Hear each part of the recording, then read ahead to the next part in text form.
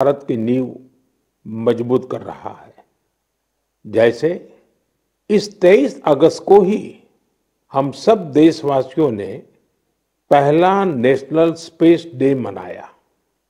मुझे विश्वास है कि आप सबने इस दिन को सेलिब्रेट किया होगा। एक बार फिर चंद्रयान 3 की सफलता का जश्न मनाया होगा। पिछले वर्ष इसी दिन चंद्रयान 3 ने चांद के दक्षिणी हिस्से में शिव शक्ति पॉइंट पर सफलतापूर्वक लैंडिंग की थी। भारत इस गौरवपूर्ण उपलब्धि को हासिल करने वाला दुनिया का पहला देश बना। साथियों, देश के युवाओं को स्पेस सेक्टर रिफॉर्म से भी काफी फायदा हुआ है। इसलिए मैंने सोचा कि क्यों ना आज मन की बात में स्पेस सेक्टर से जुड़े अपने कुछ युवा साथियों से बात की जाए। मेरे साथ बात करने के लिए स्पेस टेक स्टार्टअप गैलेक्स आई की टीम जुड़ रही है। इस स्टार्टअप को आईआईटी मद्रास के एलुमनाई ने शुरू किया था। ये सारे नौजवान आज हमारे साथ फोन लाइन पर मौजूद है। सुयश, डेनिल, रक्षित, किशन और प्रणीत। आइए इन युवाओं के अनुभवों को जानते हैं। हेलो। Hello hello. नमस्ते जी। नमस्कार सर। अच्छा साथियों, मुझे ये देखकर खुशी होती है कि आईआईटी मद्रास के दौरान हुई आपकी दोस्ती आज भी मजबूती से कायम है। यही वजह है कि आपने मिलकर गैलेक्स आई शुरू करने का फैसला किया और मैं आज जरा उसके विषय में भी जानना चाहता हूं। इस बारे में बताइए। इसके साथ ही ये भी बताएं कि आपकी टेक्नोलॉजी से देश को कितना लाभ होने वाला है। जी, मेरा नाम सुयश है। हम लोग साथ में, जैसा आपने बोला, सब लोग साथ में आईआईटी मद्रास में मिले। वहीं पर हम लोग सब पढ़ाई कर रहे थे, अलग अलग ईयर्स में थे अपने इंजीनियरिंग के। और उसी वक्त हम लोगों ने सोचा कि एक हाइपरलूप नाम का एक प्रोजेक्ट है जो हम लोग चाहते थे साथ में करेंगे। उसी दौरान हमने एक टीम की शुरुआत की, उसका नाम था आविष्कार हाइपरलूप, जिसको लेकर हम लोग अमेरिका भी गए। उस साल हम एशिया की इकलौती टीम थी जो वहां गई और हमारे देश का जो झंडा है उसको हमने फहराया। और हम टॉप 20 टीम्स में से थे, जो out of around 1500 teams around the world. चलिए, आगे सुनने से पहले इसके लिए तो बधाई दे दूं मैं। बहुत बहुत धन्यवाद आपका। उसी उपलब्धि के दौरान हम लोगों की दोस्ती काफी गहरी हुई और इस तरीके के कठिन प्रोजेक्ट्स और टफ प्रोजेक्ट्स को करने का कॉन्फिडेंस भी आया।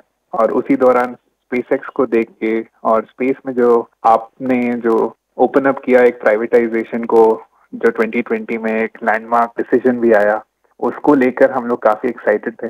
और मैं रक्षित को इनवाइट करना चाहूंगा बोलने के लिए कि हम क्या बना रहे हैं और उसका फायदा क्या है। जी, तो मेरा नाम रक्षित है और इस टेक्नोलॉजी से हमको कैसे लाभ होगा मैं इसका उत्तर दूंगा। रक्षित, आप उत्तराखंड में कहाँ से हैं? सर, मैं अल्मोड़ा से हूँ। तो बाल मिठाई वाले हैं आप? जी सर, बाल मिठाई हमारी फेवरेट है। तो हमारा जो लक्ष्य सेन है ना, वो मेरे लिए रेगुलरली बाल मिठाई खिलाता रहता है मुझे। हाँ रक्षित, बताइए। तो हमारी जो ये टेक्नोलॉजी है, ये अंतरिक्ष से बादलों के आर पार देख सकती है और ये रात्रि में भी देख सकती है। तो हम इससे देश के किसी भी कोने के ऊपर रोज एक साफ तस्वीर खींच सकते हैं। और ये जो डेटा हमें आएगा, इसका उपयोग हम 2 क्षेत्रों में विकास करने के लिए करेंगे। पहला है भारत को अत्यंत सुरक्षित बनाना। हमारे जो बॉर्डर्स हैं और हमारे जो ओशंस हैं, सीज हैं, उसके ऊपर रोज हम मॉनिटर करेंगे और एनिमी की एक्टिविटीज को मॉनिटर करेंगे और हमारी आर्म्ड फोर्सेस को इंटेलिजेंस प्रोवाइड करेंगे। और दूसरा है भारत के किसानों को सशक्त बनाना। तो हमने ऑलरेडी एक प्रोडक्ट बनाया है भारत के झींगा किसानों के लिए, जो अंतरिक्ष से उनके पॉन्ड्स के पानी की क्वालिटी मेजर कर सकता है 1/10 ऑफ द करेंट कॉस्ट में। और हम चाहते हैं आगे जाते हुए हम दुनिया के लिए best quality satellite images generate करें और जो ग्लोबल इश्यूज हैं, ग्लोबल वार्मिंग जैसे, इससे लड़ने के लिए हम दुनिया को best quality satellite data provide करें। इसका मतलब हुआ कि आपकी टोली जय जवान भी करेगी, जय किसान भी करेगी। जी सर, बिल्कुल। साथियों, आप इतना अच्छा काम कर रहे हैं, मैं ये भी जानना चाहता हूं कि आपकी इस टेक्नोलॉजी का प्रिसीजन कितना है? सर, हम लेस देन 50 सेंटीमीटर के रेजोल्यूशन तक जा पाएंगे और हम एक बार में approximately more than 300 square kilometre area को इमेज कर पाएंगे। चलिए, मैं समझता हूं कि ये बात जब देशवासी सुनेंगे तो उनको बड़ा गर्व होगा, लेकिन मैं एक और सवाल पूछना चाहूंगा। जी सर। स्पेस इकोसिस्टम बहुत ही वाइब्रेंट हो रहा है। अब आपकी टीम इसमें क्या बदलाव देख रहे हैं? मेरा नाम किशन है। हमने ये गैलेक्साई शुरू होने के बाद से ही हमने इन स्पेस आते हुए देखा है और काफी सारे पॉलिसीज आते हुए देखे हैं, ये जैसे कि geospatial data policy and Indian space policy. और हमने पिछले 3 साल में काफी बदलाव आते हुए देखा है और काफी प्रोसेसेस और काफी इंफ्रास्ट्रक्चर और काफी फैसिलिटीज इसरो के ये अवेलेबल और काफी अच्छे तरीके से हुए हैं। जैसे कि हम इसरो में जाके टेस्टिंग कर सकते हैं हमारे हार्डवेयर का, ये काफी आसान तरीके से अभी हो सकता है। 3 साल पहले वो प्रोसेसेस उतने नहीं थे और ये काफी हेल्पफुल रहा है हमारे लिए और काफी और स्टार्टअप्स के लिए भी। और रीसेंट एफडीआई पॉलिसीज की वजह से और ये फैसिलिटीज अवेलेबिलिटी की वजह से और स्टार्टअप्स को आने के लिए काफी इंसेंटिव है और ऐसे एक स्टार्टअप्स आके काफी इजीली और काफी अच्छे से डेवलपमेंट कर सकते हैं ऐसी फील्ड में जिसमें यूजुअली डेवलपमेंट करना बहुत कॉस्टली और टाइम कंज्यूमिंग रहता है। बट करंट पॉलिसीज और इन स्पेस के आने के बाद काफी चीजें आसान हुई है स्टार्टअप्स के लिए। मेरे मित्र डेनियल चावड़ा भी इस पे कुछ और बोलना चाहेंगे। डेनियल बताइए।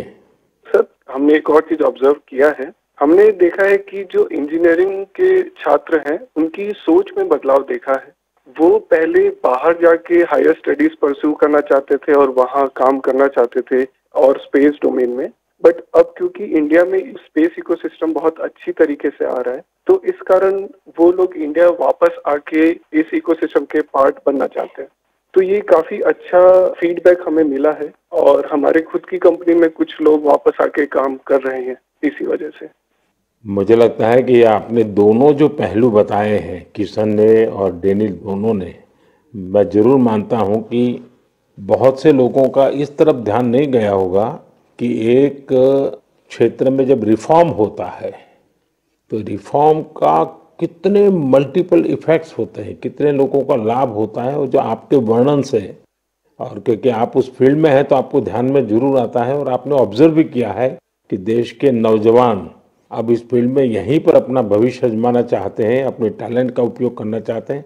बहुत अच्छा ऑब्जर्वेशन है आपका। एक और सवाल मैं पूछना चाहूंगा, आप उन युवाओं को क्या संदेश देना चाहेंगे जो स्टार्टअप्स और स्पेस सेक्टर में सफलता हासिल करना चाहते हैं? मैं प्रणीत बात कर रहा हूँ और मैं एक सवाल का जवाब दूंगा। हाँ प्रणीत, बताइए। सर, मैं अपने कुछ सालों के एक्सपीरियंस से 2 चीजें बोलना चाहूंगा।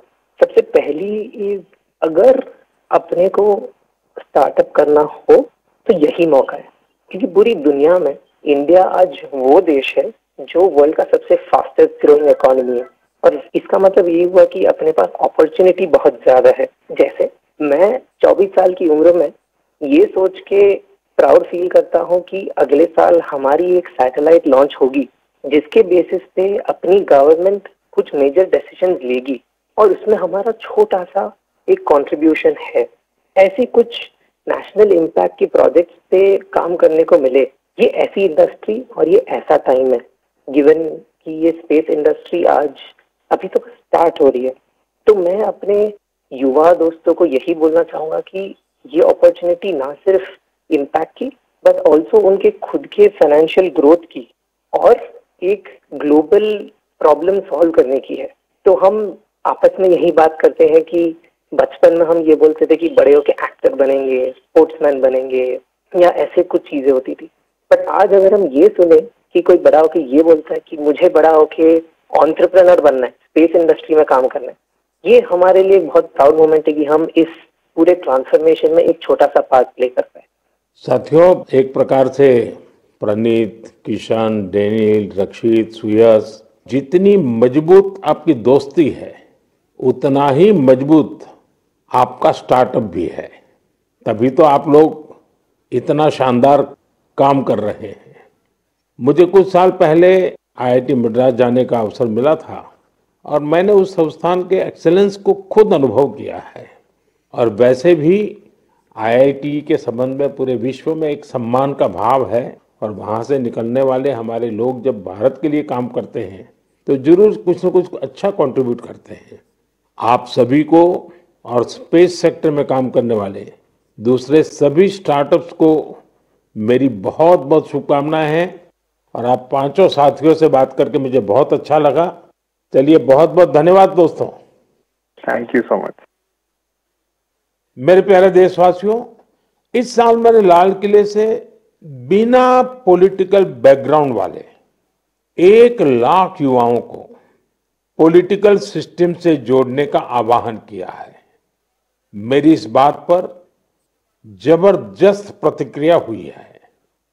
इससे पता चलता है कि कितनी बड़ी संख्या में हमारे युवा राजनीति में आने को तैयार बैठे हैं।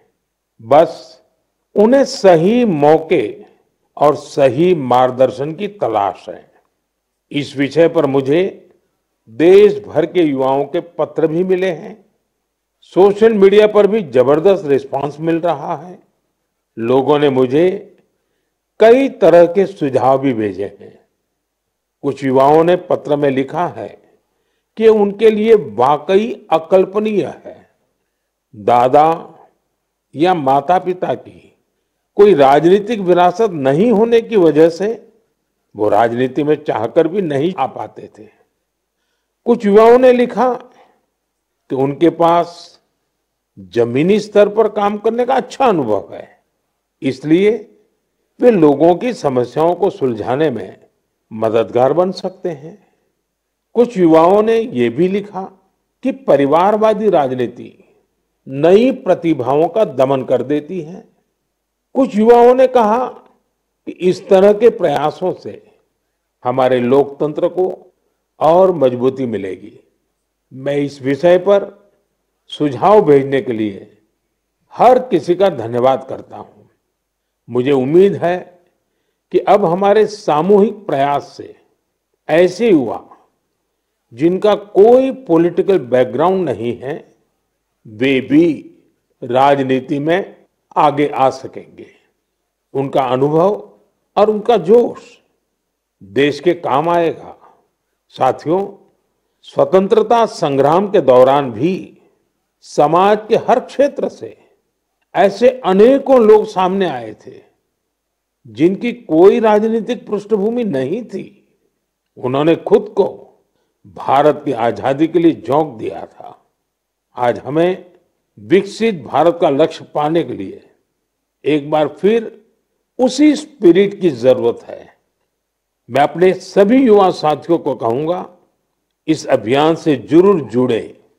आपका ये कदम अपने और देश के भविष्य को बदलने वाला होगा। मेरे प्यारे देशवासियों, हर घर तिरंगा और पूरा देश तिरंगा। इस बार ये अभियान अपनी पूरी ऊंचाई पर रहा। देश के कोने कोने से इस अभियान से जुड़ी अद्भुत तस्वीरें सामने आई। हमने घरों पर तिरंगा लहराते देखा, स्कूल, कॉलेज, यूनिवर्सिटी में तिरंगा देखा।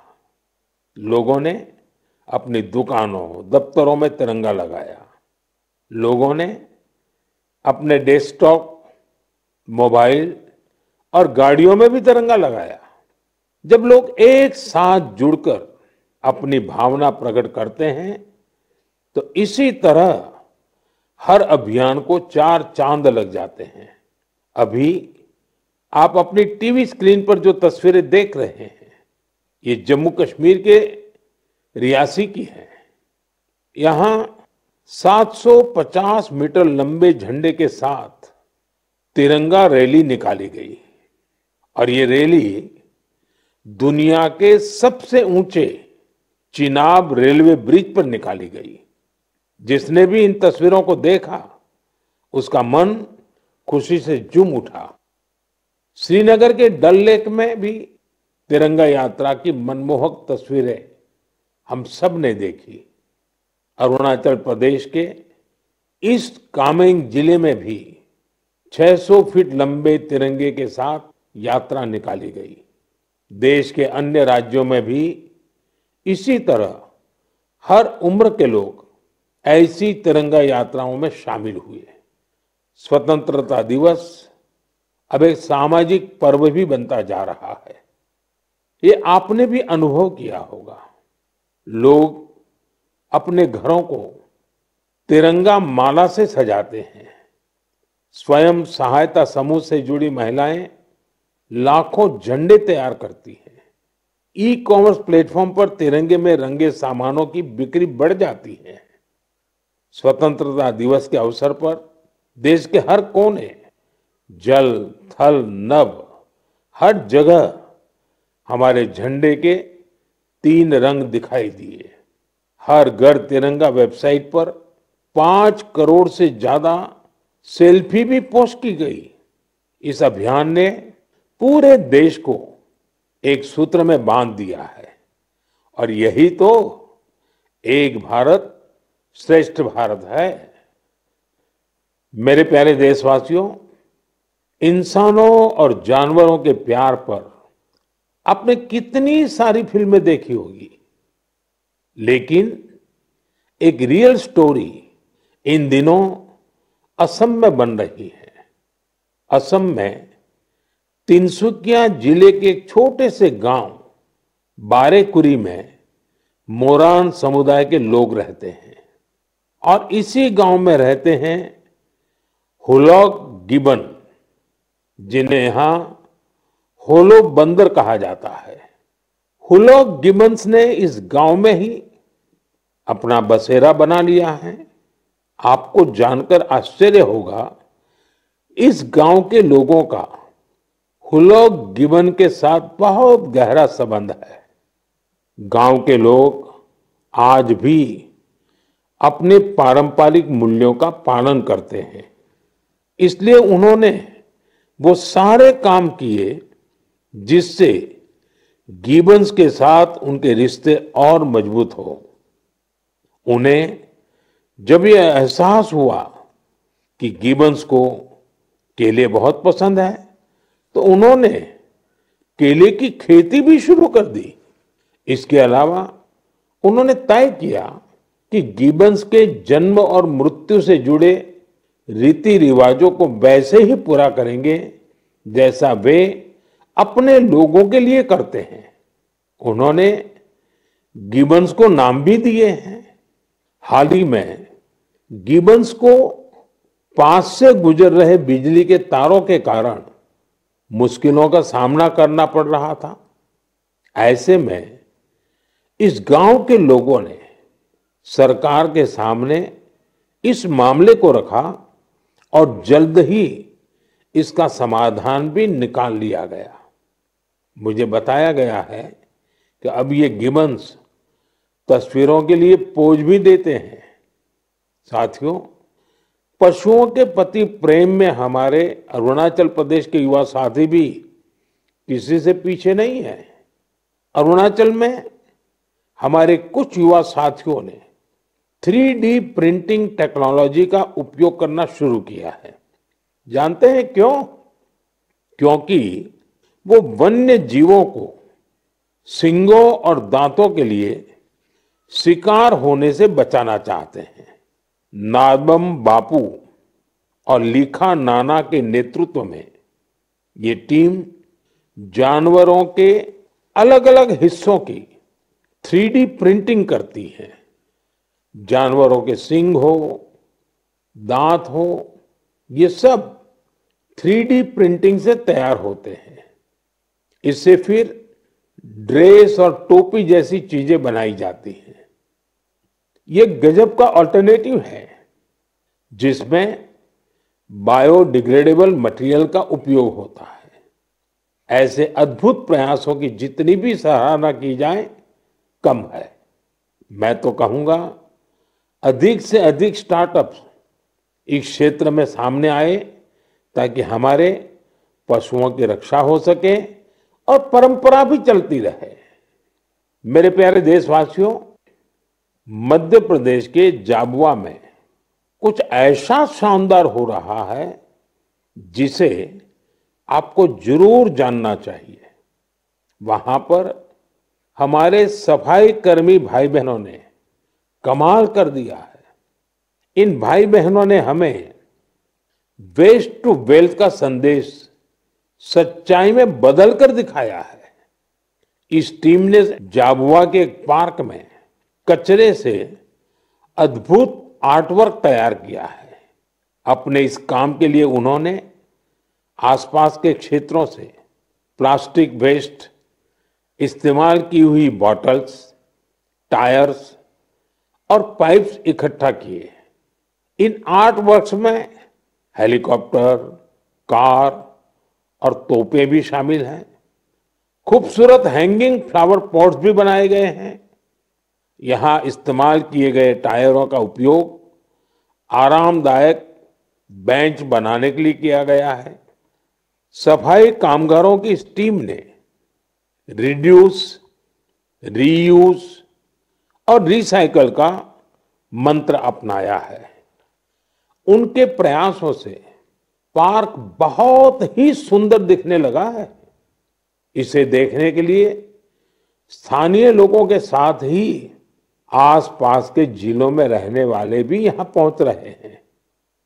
साथियों, मुझे खुशी है कि आज हमारे देश में कई सारी स्टार्टअप टीम भी पर्यावरण को बढ़ावा देने के लिए ऐसे प्रयासों से जुड़ रही है। ई कॉन्शियस नाम की एक टीम है जो प्लास्टिक वेस्ट का उपयोग इको फ्रेंडली प्रोडक्ट्स बनाने में कर रही है। इसका आइडिया उन्हें हमारे पर्यटन स्थलों, विशेषकर पहाड़ी इलाकों में फैले कचरे को देख करके आया। ऐसे ही लोगों की एक और टीम ने इको कारी नाम से स्टार्टअप शुरू किया है। ये प्लास्टिक वेस्ट से अलग अलग खूबसूरत चीजें बनाते हैं।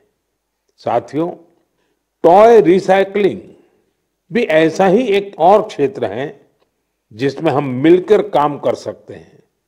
आप भी जानते हैं कि कई बच्चे कितनी जल्दी खिलौनों से बोर हो जाते हैं। वही ऐसे बच्चे भी हैं जो उन्हीं खिलौनों का सपना संजोए होते हैं। ऐसे खिलौने जिससे अब आपके बच्चे नहीं खेलते, उन्हें आप ऐसी जगहों पर दे सकते हैं जहां उनका उपयोग होता रहे।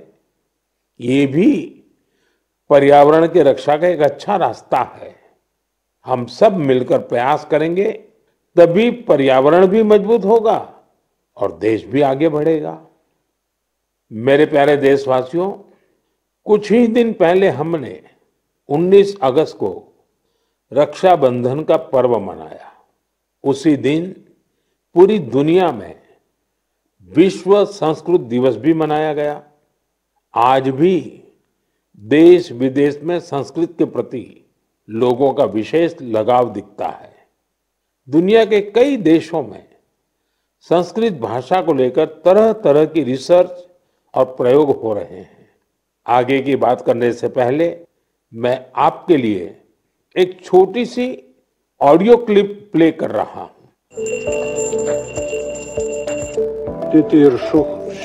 शीघ्रगाम गंगाम इदम लक्ष्मणम अब्रे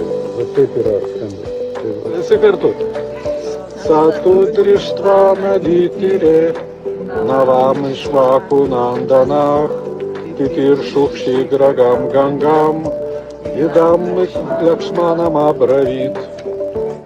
साथियों, इस ऑडियो का संबंध यूरोप के एक देश लिथुएनिया से है। वहां एक प्रोफेसर विदोनस ने एक अनूठा प्रयास किया है और इसे नाम दिया है संस्कृत ऑन द रिवर्स। कुछ लोगों का एक ग्रुप वहां नेरिस रिवर के किनारे जमा हुआ और वहां उन्होंने वेदों और गीता का पाठ किया। यहां ऐसे प्रयास पिछले कुछ वर्षों से निरंतर जारी है। आप भी संस्कृत को आगे बढ़ाने वाले ऐसे प्रयासों को सामने लाते रहिए। मेरे प्यारे देशवासियों, हम सबके जीवन में फिट रहने के लिए हमें अपने खान पान, रहन सहन सब पर ध्यान देना होता है। लोगों को फिटनेस के प्रति जागरूक करने के लिए ही फिट इंडिया अभियान की शुरुआत की गई। स्वस्थ रहने के लिए आज हर आयु, हर वर्ग के लोग योग को अपना रहे हैं। लोग अपनी थाली में अब सुपर फूड मिलेट्स यानी श्री अन्न को जगह देने लगे हैं। इन सभी प्रयासों का उद्देश्य यही है कि हर परिवार स्वस्थ हो। साथियों, हमारा परिवार, हमारा समाज और हमारा देश और इन सब का भविष्य हमारे बच्चों की सेहत पर निर्भर है। और बच्चों की अच्छी सेहत के लिए जरूरी है कि उन्हें सही पोषण मिलता रहे। बच्चों का न्यूट्रिशन देश की प्राथमिकता है। वैसे तो उनके पोषण पर पूरे साल हमारा ध्यान रहता है, लेकिन एक महीना देश इस पर विशेष फोकस करता है। इसके लिए हर साल 1 सितंबर से 30 सितंबर के बीच पोषण माह मनाया जाता है। पोषण को लेकर लोगों को जागरूक बनाने के लिए पोषण मेला, एनीमिया शिविर, नवजात शिशुओं के घर की विजिट, सेमिनार, वेबिनार जैसे कई तरीके अपनाए जाते हैं। कितनी ही जगहों पर आंगनवाड़ी के तहत मदर एंड चाइल्ड कमेटी की स्थापना भी की गई है। ये कमेटी कुपोषित बच्चों, गर्भवती महिलाओं और नवजात शिशुओं की माताओं को ट्रैक करती है। उन्हें लगातार मॉनिटर किया जाता है और उनके पोषण की व्यवस्था की जाती है। पिछले वर्ष पोषण अभियान को नई शिक्षा नीति से भी जोड़ा गया है। पोषण भी, पढ़ाई भी। इस अभियान के द्वारा बच्चों के संतुलित विकास पर फोकस किया गया है। आपको भी अपने क्षेत्र में पोषण के प्रति जागरूकता वाले अभियान से जरूर जुड़ना चाहिए। आपके एक छोटे से प्रयास से कुपोषण के खिलाफ इस लड़ाई में बहुत मदद मिलेगी। मेरे प्यारे देशवासियों, इस बार की मन की बात में इतना ही। मन की बात में आपसे बात करके मुझे हमेशा बहुत अच्छा लगता है। ऐसा लगता है जैसे मैं अपने परिवारजनों के साथ बैठ करके हल्के फुल्के वातावरण में अपने मन की बातें साझा कर रहा हूं, आपके मन से जुड़ रहा हूं। आपके फीडबैक, आपके सुझाव मेरे लिए बहुत ही मूल्यवान है। कुछ ही दिनों में अनेक त्योहार आने वाले हैं। मैं आप सभी को उनकी ढेर सारी शुभकामनाएं देता हूं। जन्माष्टमी का त्योहार भी है। अगले महीने शुरुआत में ही गणेश चतुर्थी का भी पर्व है। ओणम का त्योहार भी करीब है। मिलाद उन नबी की भी बधाई देता हूं। साथियों, इस महीने 29 तारीख को तेलुगु भाषा दिवस भी है। यह सचमुच बहुत ही अद्भुत भाषा है। मैं दुनिया भर के सभी तेलुगु भाषियों को तेलुगु भाषा दिवस की शुभकामनाएं देता हूं। प्रपंच व्याप्तंगा उन्न तेलुगु वारिकी तेलुगु भाषा दिनोत्सव शुभाकांक्षलु। साथियों, मैं आप सभी से बारिश के इस मौसम में सावधानी बरतने के साथ ही कैच द रेन मूवमेंट का हिस्सा बनने का भी आग्रह दोहराऊंगा। मैं आप सभी को एक पेड़ मां के नाम अभियान की याद दिलाना चाहूंगा। ज्यादा से ज्यादा पेड़ लगाएं और दूसरों से भी इसका आग्रह करें। आने वाले दिनों में पेरिस में पैरालंपिक्स शुरू हो रहे हैं। हमारे दिव्यांग भाई बहन वहां पहुंचे हैं। 140 करोड़ भारतीय अपने एथलीट और खिलाड़ियों को चीयर कर रहे हैं। आप भी चीयर फॉर भारत के साथ अपने खिलाड़ियों को प्रोत्साहन दीजिए। अगले महीने हम एक बार फिर जुड़ेंगे और बहुत सारे विषयों पर चर्चा करेंगे। तब तक के लिए मुझे विदा दीजिए। बहुत बहुत धन्यवाद।